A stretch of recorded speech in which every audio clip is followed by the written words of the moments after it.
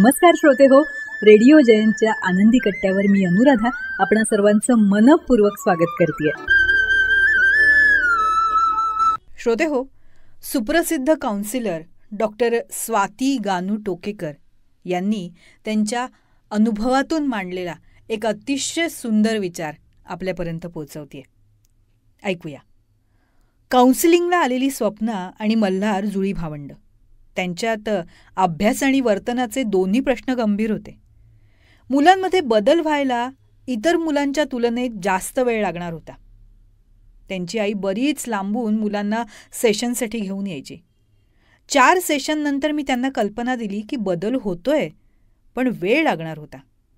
तेव्हा ती म्हणाली, कितीही वेळ लागू दे, किती त्रास झाला ना मला तरी चालेल, मी माझ्या मुलांसाठी काहीही करू शकते. गेल्या महिनाभरात वडील आले नव्हते, ते टुरिंगवर असायचे. ती स्वतःसुद्धा नोकरी करत होती, पण दर शनिवारी मुलांना ती घेऊन यायची. मी तिला म्हटलं, मुलांसाठी काहीही करू शकते हे चांगलंच आहे, पण असा विचार करायला सुरुवात करा की मी माझ्यासाठी काहीही करू शकते. ती आश्चर्यानं बघत राहिली. असा विचार कधी आलाच नाही डोक्यात मॅडम. खरंच आपण स्त्रियानं आपल्या प्रायोरिटीवर नसतोच कधी.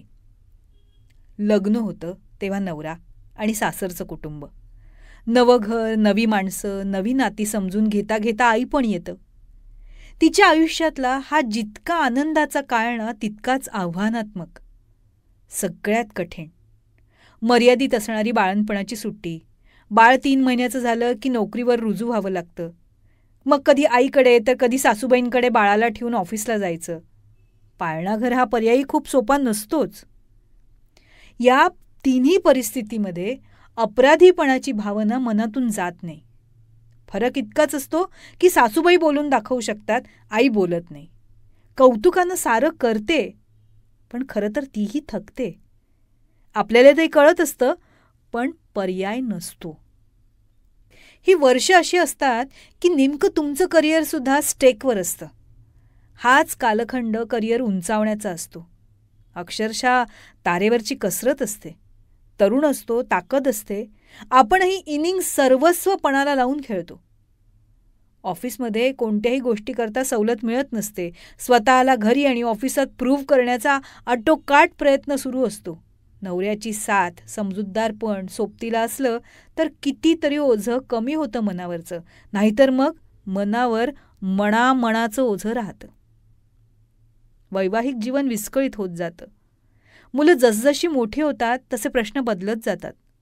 मुलांचं वागणं चुकलं, अभ्यासात मागे पडणं सुरू झालं, वळण बिघडलं, संगत चुकली की संबंध थेट आईशी जोडला जातो.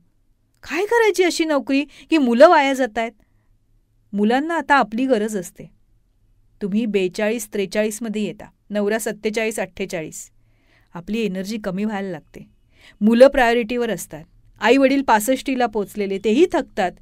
त्यांनाही तुमच्या मायेची, चौकशीची, आजारपणात मुलीच्या सोबतीची गरज भासायला लागते.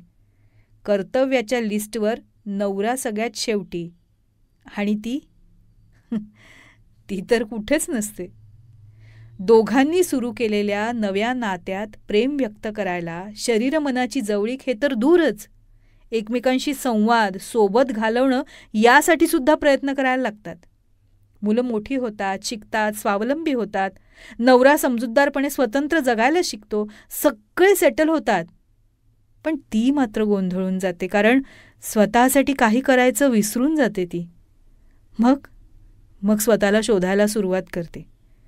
कधी रडू येतं, कधी हतबल वाटतं, कधी राग येतो, कधी नवी सुरुवात करावी असं वाटतं. उशीर कधीच होत नसतो, पण इतकाही नको. म्हणूनच मी स्वतःच्या फिजिकल मेंटल वेलबिंगसाठी काही करू शकते हे सांगायला हवं. खरंच खूप आवश्यक आहे. कारण आरशात आपल्या डोळ्यात डोळे घालून पहा, मग समजतं की आयुष्यात आपण स्वतःला जितकं दुखावलंय ना तितकं कुणालाच दुखावलेलं नसतं. प्रायोरिटी लिस्टवर आपण आहोत ना याची अधूनमधून खात्री करून घ्यायला हवी मैत्रिणींनो. आणि खरं सांगू, याच्यात चुकीचं अजिबात काहीही नाही. श्रोते हो, आजचा आनंदी कट्टा हा खास आमच्या श्रोतृ भगिनींसाठी, मैत्रिणींसाठी. खरंच कधीच त्या स्वतःला स्वतःच्या प्रायोरिटीवर ठेवतच नाही. घर, संसार, मुलं-बाळं, नवरा, सासर, माहेर यात त्या इतक्या गुंततात की स्वतःचं स्वत्व विसरूनच जातात. पण आपण आपल्यातलं हे स्वत्व टिकवून ठेवायलाच हवं. ते हरवता कामा नये. कारण जेव्हा हे स्वत्व टिकेल तेव्हाच आपण आपल्या स्वतःच्या प्रायोरिटीवर असू. आणि आपण जेव्हा आपल्या प्रायोरिटीवर असतो ना, तेव्हा आपल्याबरोबरच इतरांनाही आनंद देण्याचा जो आपण प्रयत्न करतो, तो प्रयत्न स्वतःला आणि इतरांनाही समाधान देणारा असतो. हेही तितकंच खरं. तेव्हा श्रोते हो, हा होता आनंदी कट्ट्यावरचा आजचा सुंदर विचार. तुम्हाला तो कसा वाटला याविषयीची तुमची कमेंट बॉक्समध्ये नक्की लिहा. आणि त्याचबरोबर रेडिओ जयंतचे दर्जेदार कार्यक्रम ऐकण्यासाठी रेडिओ जयंत लाईक करा, शेअर करा आणि सबस्क्राईब करा. रेडिओ जयंतचं सबस्क्रिप्शन फ्री आहे. आणि त्याचबरोबर नोटिफिकेशनसाठी बेल आयकॉनवर क्लिक करायला सुद्धा विसरू नका.